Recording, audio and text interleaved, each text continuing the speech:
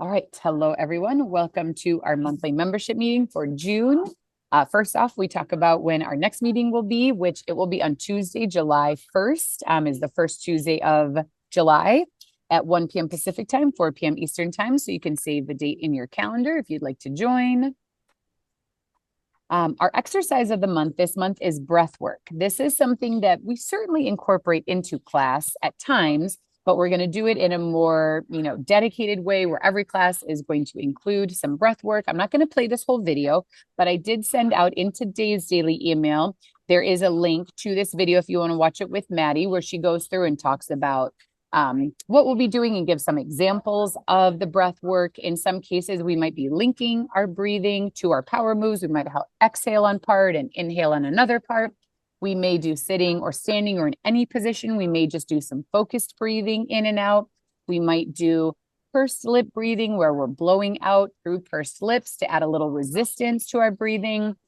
We might be doing counted breathing. We might be doing some holds. We might be doing breath of fire, like saying aha. So there's a lot of different things we can do with breathing. It's a great way to get grounded in our body, to settle our nervous system. And for a lot of people with Parkinson's, their breathing does change over time. It might be related to, it might just be amplitude of breathing decreases a bit, like amplitude of other movements. So your breathing might just be a little bit more shallow. You might notice that you hold your breath at times. There's a lot of different things that can change, and it may be related to Parkinson's. It may not be related to Parkinson's. It could be related to something else, but obviously breathing is so important for us. So we want to incorporate breath work into our exercise, and I'm excited to do this for this month. So that's our exercise of the month. And then our member highlight is a gentleman named Jim. We have a lot of Jims around here. His last name is actually Hale, Hale. But usually we call people by their first name and last initial. But with the Jims, we have multiple Jim P's, we have multiple Jim H's. And so then we go to saying the first initial and the second letter in their name. So we have Jim Ho and Jim Ha and Jim Po and Jim Pa. So it's a little funny thing that we have around here. And I think, Jim is a very popular name for the age demographic that we have coming in. For women, we have a lot of Karens, we have a lot of Lindas. So there's certain names, but Jim is the most common male name that we have. So Jim Ha is one of our members who's been coming in for close to a year now, I believe. And when he first came in, he had just gotten DBS surgery. He had experienced a lot of benefit from that in terms of his symptoms, but possibly a little bit of side effects in terms of he was a bit impulsive with his movement, and he'd seen some possibly slightly negative changes with his balance. And so he came in and he has really dedicated himself to exercise, and he has improved so much. It is so great to see the quality of his movement has improved. His balance has improved. He's been safer. He had had a few falls. He hasn't had a fall in a long time.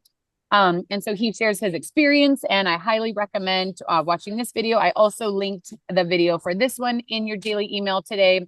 I think it's just fun to get to know other people and, hear inspiring stories, and that helps us stay motivated to keep exercising. So you can watch his video. This month, we are highlighting our battle ropes as our June equipment of the month. We Hmm. use battle ropes in all of. I'm going to mute that. I was like, where is that coming from? There's a voiceover on this video. So Maddie is doing a voiceover. We like to do an equipment highlight. In some cases, it's a piece of equipment that you might have at home. In some cases, it might be something that's more at a gym or clinic. Battle ropes are something most people are probably not going to have this at home, and that is totally fine. But it's so fun to see equipment. And then if you do go to a gym or if you go to PT clinic and you see them, you could say, hey, I'd like to try using those. The battle ropes basically are these heavy ropes that you kind of hook around something, and then you hold on to either one end or two ends. You can see that she is holding on to both sides, and you lift and kind of slap them down. And the goal is to make a wave that goes all the way down to the connecting point. And they are heavy, and they are so much harder to use than you would realize. So they really help us emphasize amplitude, because to lift them up, you really have to move big. And then it really helps work on rhythm, lifting up and slamming them down. You work on good rhythm. We have them hooked down and we make waves. We also sometimes hook them up to the ceiling, and then we practice pulling them down in different positions. This is also amplitude, seeing him reach up high. Here, when you're using them, you can kind of slam and use them the same with both hands, or you can do opposite hands. You can move them side to side or up and down. There's a lot of different ways, and they're very good for aerobic exercise. They really, and look at that. He's working on some fancy footwork, some jumping. And look at that beautiful wave going all the way down. Doing jumping jacks where they're coming from behind you. So in that case, it's kind of adding weight. It's also pulling you backwards a little bit.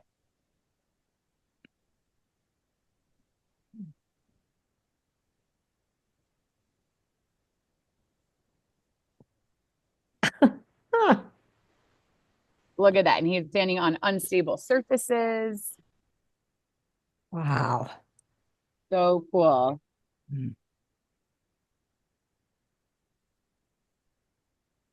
Jumping jacks with them. Really changing, adding strength and a balance challenge.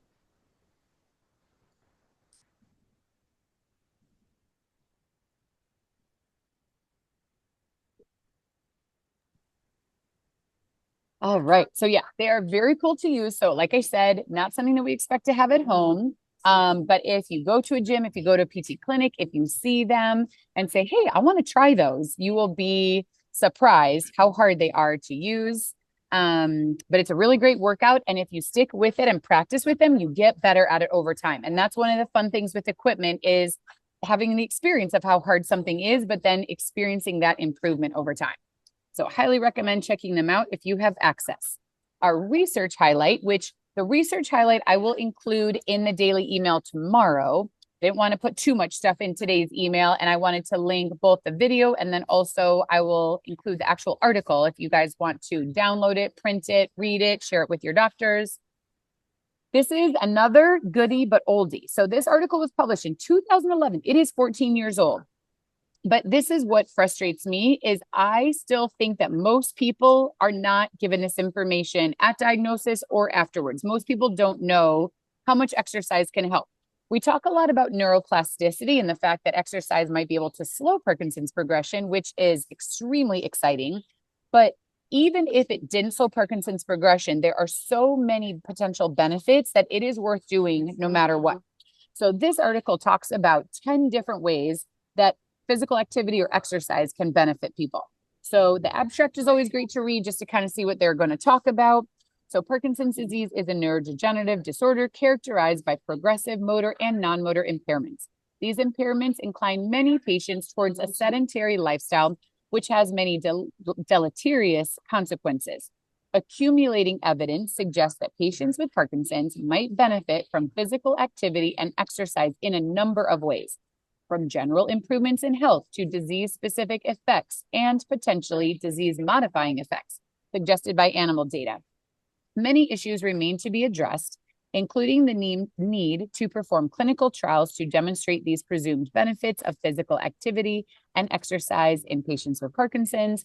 These trials must also address safety issues, such as an increased risk of falls and cardiovascular complications in more active patients, identifying ways to induce a sustained behavioral change using specifically tailored programs that address potential barriers such as depression, apathy, and postural instability may lead to an improved quality of life in people with Parkinson's.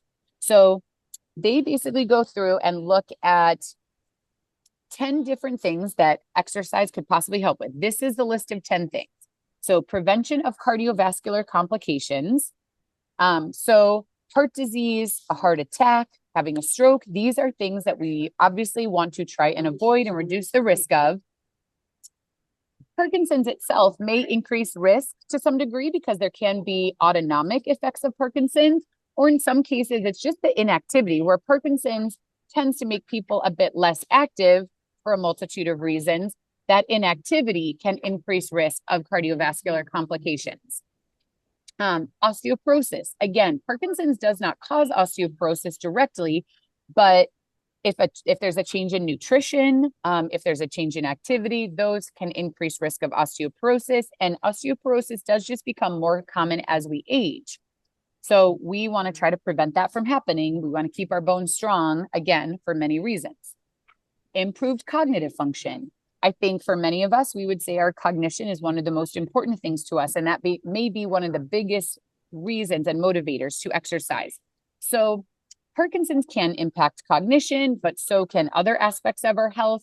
Microvascular changes, if you do have heart disease and your arteries are getting clogged, the smallest arteries in your brain are the first place usually to be impacted, and that can lead to dementia. So we want to keep our cholesterol at a healthy but lower level. We want to keep the blood flowing in our brain and throughout our body, both for our heart, but also for our brain and for our cognition. And then again, cognition can change as we age. It can change with other health conditions, but it is critically important to maintain our cognition, to improve, to maintain, to try to prevent any negative changes in our cognition. Prevention of depression. There's lots of research that supports how much exercise can help with our mood. Improved sleep. Sleep is something that often is impacted for people with Parkinson's, and people can get in a really bad cycle of not sleeping well at night, feeling tired and resting and kind of napping and sleeping all day, and then not sleeping well again the next night, and being in this really negative cycle of bad sleep. And then feeling tired during the day and therefore maybe not having energy to exercise because you feel like you need to rest from not getting a good sleep the night before. But that's not a good cycle. The best cycle is to say, okay, I didn't get a good night's sleep last night. It's very important for me to exercise. Exercise is hopefully actually going to kind of wake me up and perk me up, but it's also going to wear me out so that when it's time to go to bed, I'm actually more tired and I can sleep at night. So when you don't have a good night's sleep, you do really want to try to keep yourself up during the day. Be as active as possible. You could take a nap for a specific amount of time, but you don't just want to rest and kind of relax all day, because unfortunately, then you're setting yourself up to not sleep well the next night, and it's bad. So you want to be active, exercise, stay engaged doing things, and then hopefully get a better night's sleep the next night, and hopefully having a little bit more energy where you feel motivated to exercise and experiencing a positive cycle instead of a negative cycle. Decreased constipation. Again, this is a common symptom with Parkinson's and also common for people as they age. Exercise makes a big difference for our digestion, helps keep things moving, which is super important. Fatigue, that's something that I think can surprise some people. Some people think, well, if I exercise, aren't I going to feel more fatigue? Well, when you initially start, if you're deconditioned, you may experience more fatigue, but hopefully it's the kind of good fatigue that wears you out so that you sleep well that night. And over time, what they actually see is people experience less fatigue the more they exercise. A lot of people gain energy from exercise, but you do kind of have to exercise frequently enough to cross that threshold of improving your fitness level so that you can feel that improvement. If you're just exercising really sporadically once a week here or there, you're probably not going to experience the benefit. Consistency is important. Improved functional motor performance. So this is where we start to get into, can exercise really impact Parkinson's directly? And on improving motor performance could be slowing Parkinson's progression, or even if we weren't slowing Parkinson's progression, we still could be seeing improved motor performance. If you get stronger, if you're more flexible, if you're more mobile, if you have better endurance, better balance, you're going to have better motor performance, even if you didn't actually impact progression over time. Although hopefully both is happening. Improved drug efficacy. There's a lot of interaction between exercise and medications that is positive. When you have the right amount of medication in your system, a lot of times that allows you to exercise better. And then when you exercise, your brain functions better, and your medication moves through your system the right way so it can be absorbed correctly. And so then it works better. So exercise and optimal medication together are better than each of those things separate, and definitely better than only exercising or only taking medication. And then optimization of the dopaminergic system, helping that actual system in our brain function better. So in the article, they basically take each of these and they go in depth. Here's the animal data we have. Here's the human data, if we have any. And then here's what research needs to be done for us to have more answers. This article was published 14 years ago. So a lot has happened since then. I wish they would do an update of this article and review like the exact same 10 things and then say, here's what's happened since we initially published this article. Here's what has come out. Here's, the further human data that we see, more animal data, some real life experiences from people. It would be really cool to see. So maybe that'll be possible. But again, to me, if I just see this list alone, I'm like, yep, that's a yes. I'm definitely going to exercise. If even one or two of these things was all you could get out of exercise, for people who don't have good sleep, if they could improve their sleep, that might alone be worth it. Cognition, I think for a lot of people, trying to maintain cognition over time is one of the biggest motivators. So this is the kind of list, like I might even do it myself. You print this list, you post it, and that is your reminder when you're kind of like, I'm tired, I don't feel like exercising. You look at that and you're like, no, this is why I exercise. This is also an interesting table that is in the article. So they talk about how Parkinson's disease does cause motor features, changes in walking, changes in stability, can increase risk of falls, and non-motor symptoms such as depression, apathy, cognitive decline, constipation, sleep problems, and fatigue. So Parkinson's can cause these things for people. But unfortunately, sedentary lifestyle and physical inactivity contribute and make those things worse. So although we may not be able to cure Parkinson's at this time, if we can at least get people active, we can have a positive influence on all of these things, reduce complications and comorbidities, and reduce mortality and improve quality of life. So there's a lot that can be done to try to counteract this vicious cycle of inactivity that can be seen. So tomorrow I will include the link where I go through the article in a little bit more depth. And then I'll also send a link to the actual article. So if you want to download, read it, get motivated, share it with your doctors. To me, this is the kind of information that should be being given at diagnosis. Hey, you have now been diagnosed with a serious medical condition. We understand this is life-changing for you. Obviously, you're going to think about things differently than you have before. But we want to share this information with you. There are things that you can do to impact your health, your life, your progression. We get started with these things. It's going to make a huge difference for you over time. The sooner you get started, the better. And here's a list of all the things that, maybe certain things are most important to you, more so than other things, or maybe you have certain symptoms more than other symptoms. But whatever gets you started and motivated, we want you to see this now so that you get started with exercise as soon as possible. So that is my dream, is that people were given that information at diagnosis. And I have almost never heard of that happening. If anything, people do, doctors will say exercise is important. They don't usually elaborate about why it's important. And everybody kind of knows that exercise is important. And a lot of people still aren't doing it anyways. So I think people need more specific information of why it's helpful. And I think that specific information is what would be motivating to them. So give this to your doctor and say, hey, I think that you should be handing out this information to people when they're newly diagnosed. I wish I had received this at diagnosis so I could have gotten started right away if you didn't. Alrighty, so important dates for June. We do not have any closures. The next day that will be closed will be July 4th. It is a Friday in July. So it'll be early in the month, of course, since it's the 4th, but June, we're open all our normal days in June. Online educational meetings, we have 2 this month. So on Tuesday, June 17th, we'll be doing our Rogue in Motion webinar. So this is a webinar that I am doing for the community. It is available for anyone to join. So if you knew someone who wanted to join, you could share the information with them. What I'm doing is trying to share helpful information just to the population of people outside, out there living, and then also share information about Rogue and how we take this information about things like nutrition and try to share information and incorporate it into our membership. So we have a cooking class on Wednesdays. We have recipes. If you don't want to join the cooking class, you can check out the recipes. If you do want to join the cooking class, you can. We talk about food and eating, and we try eating plant-based, which is what the research shows to be helpful. You don't have to be 100% plant-based. You don't have to become vegan. But the more plant-based you eat, the more fiber you get in, the more antioxidants you get in, the better.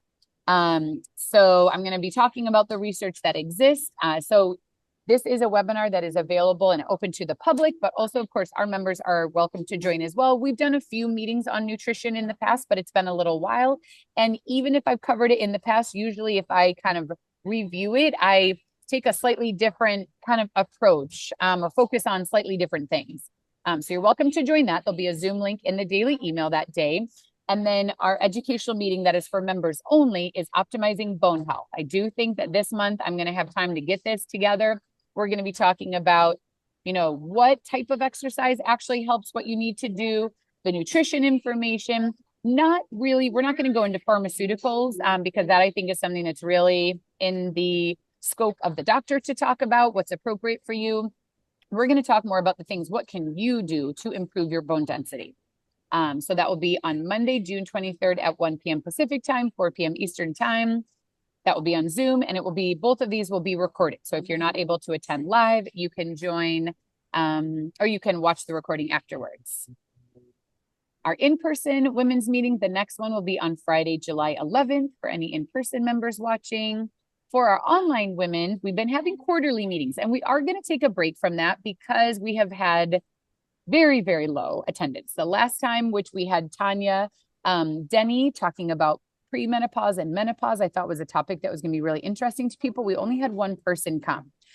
So we're going to take a break from doing the online women's group meetings. We'll take a break. We can always bring them back if there's demand for it, but a lot of things are cyclical, and we, have had online meetings for a while. We went through certain topics, we met, and then sometimes, it's just not a necessary meeting anymore. So we're going to take a break from that. But what we are going to be bringing on is book club. So we've had a lot of interest in having an online book club. So look for an email. Catherine has gathered interest. So we do have a list of people who have already told us they are interested in this. I'm going to send out an email to our whole membership because everyone is going to be welcome to join. I'm going to send an email, and we are going to vote on a book, and we're going to pick a day and time to meet and basically kind of pick a frequency. Is this something that we want to do? We're thinking monthly is a little too frequent. The months go by really fast. So maybe every other month, maybe every 3 months. So there's going to be kind of a poll that I'm going to email out, and we're going to vote on what book we want to read, frequency. So look for that to come out pretty soon, and we will pick the book, and then we'll give ourselves 2 to 3 months, and we'll have that first meeting and have an online book club. And I talked to Catherine about it. This does not have to be Parkinson specific. So this book can be anything. I know a lot of people like historical fiction. We could read a biography. So we'll just kind of vote on the book that we read. If you're interested in that book, you can read it, join the book club. If it's not a book you're interested in, you can wait till the next one. We'll maybe kind of keep a running list that people are interested in covering. Maybe there will be a book like the Parkinson's Plan that might be book club, or we might kind of keep book club non-Parkinson's. There was a research study in occupational therapy looking at quality of life for people, and they had 2 groups. One group was educated on Parkinson's in weekly meetings. One group met weekly, and they didn't talk about Parkinson's at all. They talked about their family and their travel and their life and basically anything but Parkinson's. Guess which group had a better quality of life at the end of that study? The one that didn't talk about Parkinson's all the time. So yes, I mean, we're obviously here focused on Parkinson's. We want to help people improve their quality of life through exercise and other lifestyle changes, but we don't want it to all be about Parkinson's. So, really looking for these book clubs to be just enjoyable books to read, a group of people to get together and chat with about them, and, provide a little bit of structure and be able to do this from home. So I think it's going to be really fun. I think we have already like 20 or 25 people on the interest list. So I will send an email about this very soon, and we'll get that first one scheduled and pick the book. Online class schedule update. So Kate is a physical therapist who was a student with us in the fall. Typically, our students do not teach online classes. Just isn't our favorite for them to teach, and it's a little bit harder for us to kind of work with them and give them feedback for an online class. She did present on meditation and mindfulness. So if you checked that out, you got an introduction to her. She was a student with us in the fall, and when she was finishing her clinical, she and we decided it was a great fit and that she would join us as a physical therapist when she graduated, which just happened a couple weeks ago. So her first day was yesterday. She is going to be with us part-time for the next 2 months, and then she'll be studying and taking her boards. And then when she passes board, she'll go up to full-time with us. So she is going to be taking over the Tuesday classes, boxing and power moves. Those were Jamie's classes. I've been covering those. She'll be taking those over. I'm going to keep the HIIT class on Mondays. She will also be taking over the cardio on Wednesdays. So she just started yesterday. We're doing training right now. I am not 100% sure when she is going to teach her first class online. It might be next week or it might be the following week. But we're getting her kind of back into the flow with the in-person classes and teaching her about the online and getting her trained and ready to do those. Online classes, it's harder. In-person classes, we can teach together. So I can teach and she can watch, and then we can share it, and then she can teach and I can watch, and we can do that together. Online classes, it really is just a handover. So I'm teaching, and then she's got to get trained and ready, and then I'm going to hand her the class and she's going to teach it. So we want to make sure that she feels ready to do that. So I'm not sure exactly when it will be, but she's awesome. She's from Canada originally. She went to college in Ohio. She is a gymnast, like she was an elite gymnast. But she's taller than your average gymnast, so you wouldn't necessarily guess that. But she's awesome. I think we're going to have a lot of fun with her teaching online classes. So I'm very excited for her to take those over. And so I will keep the HIIT class on Monday, and I will still have the Power Moves class on Friday. So those are the changes that will be happening sooner than later. Then I do have some proposed changes to the online schedule, which I will also send a separate email out at some point in time about these proposed changes, basically to find out like if people are cool with these changes or if they prefer to keep it the way it is. So the proposed changes on our days, Monday, Wednesday, Friday, we have 3 classes in a row. What we have identified is that on Mondays, when we have a high intensity class and then moderate and then high intensity, that seems to be the best flow. We have multiple people who do 2 classes in a row. They will do a cardio and a power moves, or a power moves and a HIIT.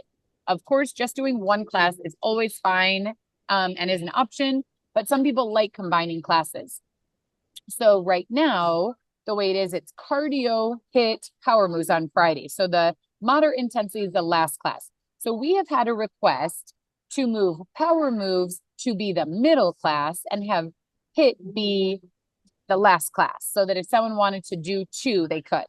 So if we made this change, we basically would be moving power moves to 8 a.m. Pacific time, and we would be moving HIIT to 9 a.m. Pacific time. So I'm going to, send out an email and ask, is there anybody who does one of these classes at this exact time? And it would be a problem if we moved it. I would like this because I would like to have the high intensity, moderate, and high intensity back to back. That's one proposed change. The second change that I'm probably not going to propose, it's probably just a change I'm going to make, I'm going to use my authority, is that this HIIT class on Fridays is going to change from a regular class to a strength HIIT class. We have our functional strength training on Wednesdays, and I really want to incorporate more consistent strength training into our online classes. We do it on Strength Week, and it's incorporated, throughout classes pretty consistently. But what I want to do is adjust the format for this HIIT class a bit so that we would be doing high intensity aerobic exercises, and then our skilled exercises would always be strength based. We would probably take some of the strength exercises from the functional strength class that we were doing at the time and incorporate those into class. So you get basically an additional opportunity to work on your strength training there and get familiar with some of those same exercises. So that is a change that we're likely going to make. It's just a matter of when. So it'll still be the same format as that HIIT is right now, in terms of high intensity aerobic and skill-based exercises. Just the skill-based would be strength training. So that is going to happen. If we did flip-flop these two, where power moves was here and strength was here, then it also does make me want to change Thursday to do boxing at 8 a.m. and power moves at 9 a.m. for some symmetry in the week, so that we have power moves a couple times at 8 a.m. and power moves a couple times at 9 a.m. Whereas right now the power moves is earlier. So right now we have two at 8, 2 at 9. So I know this is a lot. I'm going to figure out how to communicate this well, and then send an email out to ask and make sure everybody is cool with those changes. This would not change until July. So that would be the earliest it would change. If there's a lot of people who say, hey, I really like the schedule as is, I will not change it. So that's the potential change there. And then there would be one more change. So Wednesdays is the high intensity, moderate intensity. So we also would like to make that change of moving the moderate intensity to the middle class. So this is a proposed change for August, is that we would switch the functional strength training to 8 a.m. Pacific time and the cardio to 9 a.m. Pacific time. So then this is basically what the schedule would end up after making those few changes. We would have cardio Mondays and Fridays early, HIIT early on Wednesdays. Then we would have power moves, boxing, functional strength at the 8 a.m. Pacific time across the board. And then we would have HIIT, power moves, and a cardio at the 9 a.m. across the board. And of course, we are recording these classes. So if you have specific times you want to exercise, you always can use the recordings. But we do have quite a few people who show up consistently live. So we want to make sure that these changes work for everyone. So I just wanted to intro that. Does anybody just from seeing this have any thoughts or questions or comments about these potential proposed changes? I see a message came through in the chat. No objections from Larry. Thank you very much. I appreciate that. So yeah, I'm going to send it out and give people a chance if anybody does have an objection. But otherwise, I really think that these are going to be good changes for multiple reasons. So they're things that we've been thinking about doing for a long time, but then it's just a matter of for our schedule here and how everything, the puzzle pieces work together, figuring out kind of the timeline of when it works well. All right. In-person meetings are support groups. They happen on Tuesdays. The first week of the month is the support group for people with Parkinson's. Second week of the month is for spouses and partners of people with Parkinson's. And third week is for everyone. Reactive balance training and athletic falls are available again. We made it through May. That was a super busy month with Jamie going on maternity leave early.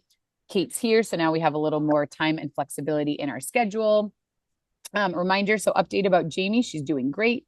We had a little baby sprinkle for her on Friday and gave her some gifts and got to hang out with her, and baby's still inside of her. They are going out to Arizona to do a maternity family photo shoot this week. So the goal is to keep the baby in through this week. And then Jamie feels pretty comfortable that anytime after that, she'll be ready. And I believe she will be at 37 weeks on this Friday. So she's in the very home stretch. Future educational meetings. So this month we'll be doing the Optimizing Bone Health, still working on bringing in speakers to talk about dystonia, dyskinesia. We did watch a recording on new videos in treatments in the pipeline, but that's still something if we had a great speaker to present on that, we always want to hear about that. Neuro-ophthalmologist to talk about vision, sleep. So I'm still working on finding speakers on some of these topics where I really feel like a physician coming and speaking would be the ideal presenter. Some things I can cover the topics, but some I'd really like to have a physician or researcher come.